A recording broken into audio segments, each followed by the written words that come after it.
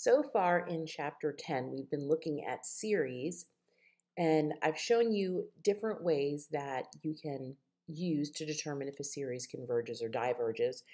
We've looked at things like the nth term test, where if the nth term does not go to zero, if the limit as n approaches infinity does not go to zero, we know the series diverges.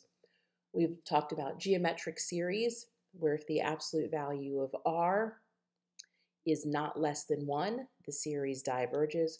We've looked at p-series, where it's 1 over n to the p, and if p is greater than 1, that converges.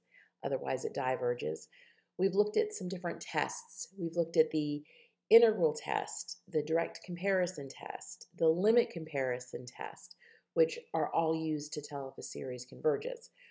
We've also looked at the ratio and root test, which can show absolute convergence, which also implies convergence, where you're looking at the absolute value of the terms of a series. So we have all of these different tests under our belt so far, and now we're going to look at yet one more. We're going to look at the alternating series test, and the alternating series test is used for a series where the terms are alternately positive and negative. So that's why it's named as such. And with the alternating series test, as long as these three conditions are met, we know that the alternating series converges. It's very important that you remember this theorem does not show if a series diverges. You cannot use this to show that a series diverges. You'd have to use another method. This can only show that an alternating series converges. So here's the three conditions. I apologize if you hear some noise. It's my cat, or one of them. First condition is that all of the terms u sub n, so this has nothing to do with whether it's positive or negative, but the basic term u sub n, they must all be positive. The second criteria is that they have to be eventually non-increasing. So that means one term has got to be greater than or equal to the term after it once we reach at least some point n.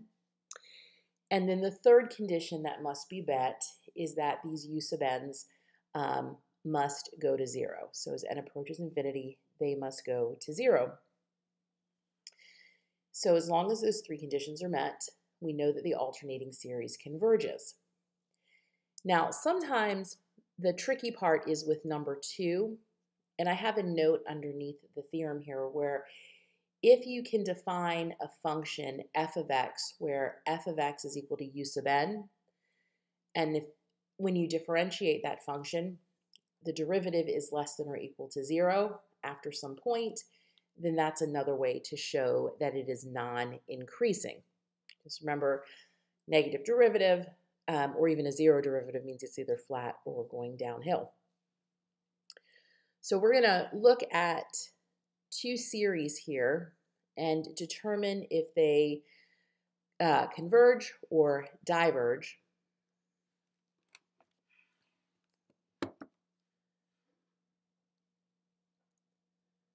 So the first one, we have the series from n equals 1 to infinity of negative 1 to the n times n over n squared plus 1. So to determine if it converges, it's got to meet those three criteria. The u sub n's are all positive. That's the first one. So u sub n, and it would help if I were to turn on my pen. So let's do that really quickly. So remember, u sub n is this term right here. The negative 1 to the n is not part of the u sub n. Because all of the n values are positive, obviously all of these terms are going to be positive. So number 1 is taken care of. Number 2 says that the u sub n's are eventually non-increasing. That means that u sub n is going to be greater than or equal to u sub n plus 1. And you could do that with the function and then taking the derivative of the function, or you could do this algebraically. So you have some options. just to show algebraically what you would do for number 2. So you want to show that u sub n, which would be n over n squared plus 1, is greater than or equal to u sub n plus 1. So that would be n plus 1 over n plus 1 squared plus 1. So to show this, you could, or you would, algebraically cross multiply and then work out the algebra. I don't have a lot of space here, but I'll try to work that out for you. So the denominator of the second fraction here would be n squared plus 2n. Then you'd have a plus 1 when you FOIL this out, plus this other plus 1, so that'd be a plus 2. So when I cross multiply, I'm going to have n times all this. So that's n cubed plus 2n squared plus 2n greater than or equal to, now I'm going to multiply these together and I get n cubed plus n squared plus n plus 1. So the n cubed can cancel out. And if you bring everything to one side, you're going to have n squared plus n minus 1 greater than or equal to 0. Since our n values start at 1 and they just get larger, 1 squared plus 1 minus 1, that's automatically greater than or equal to 0. So this is going to hold true for all of our n's. So that would take care of number 2. And that's a way to do it algebraically. Number 3 there says that the limit as n goes to infinity of u sub n is 0. So I'm going to actually erase what I have here.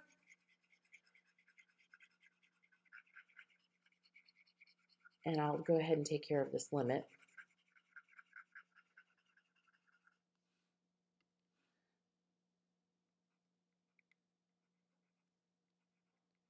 So in this case, we're going to look at the limit of n over n squared plus 1. If I divide through by n squared, this is going to give me the limit as n goes to infinity of 1 over n over 1 plus 1 over n squared. As n goes to infinity, 1 over n and 1 over n squared both go to 0. So that leaves us with just 0 over 1, which is 0. So this satisfies all 3 conditions of the alternating series test. So this does converge.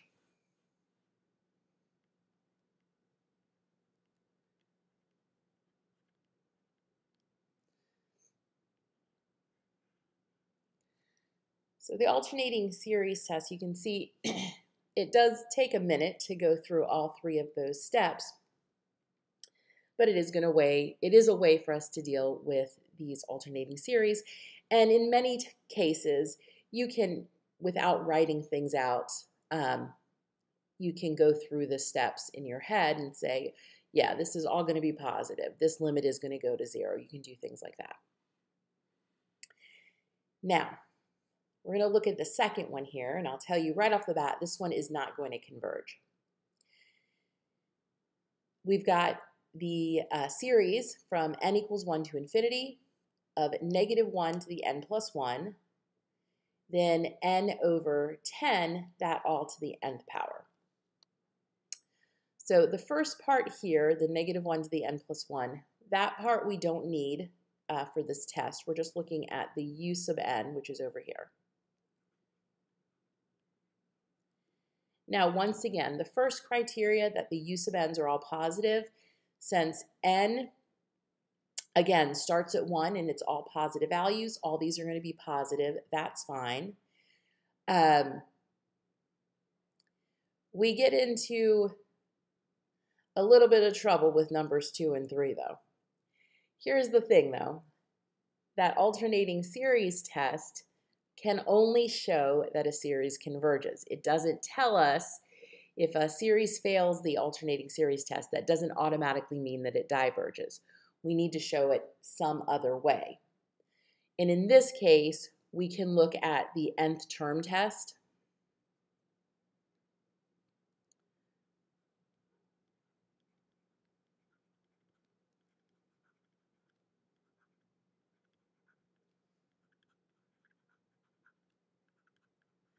If I look at the u sub n part, because the first part here is just going to be a positive or a negative sign. But if I look at the u sub n part, and we look at the limit as n goes to infinity,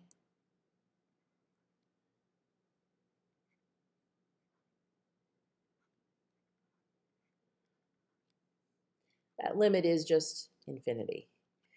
So the nth term test says that unless the nth term has a limit of 0, the series diverges. So this one is going to diverge by the nth term test.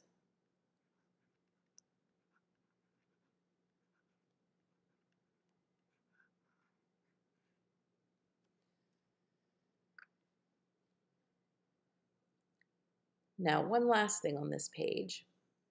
We have the alternating series estimation theorem. And it says if the alternating series satisfies the 3 conditions of theorem 15, which is the alternating series test, then for n greater than or equal to that capital N, we have the partial sum S sub n equals u sub 1 minus u sub 2 all the way out through u sub n. And we say that this approximates the sum of the series with an error whose absolute value is less than the next term. So it's less than the first unused term. And it says, furthermore, the sum lies between any 2 successive partial sums. So the way this works, because the series is alternating positive and negative, if the first unused term, so that u sub n plus 1, if it's a negative term, then the sum would be slightly overestimated by this partial sum. If the next term is positive, this partial sum would slightly underestimate it. And you're always going to go back and forth between the two, the way the partial sums work, because it's an alternating series. You're always going to be a little bit high of the sum of the series, then a little bit low, then a little bit high, etc. I'm going to end this video here. I think this one's long enough, and we'll continue in just a moment.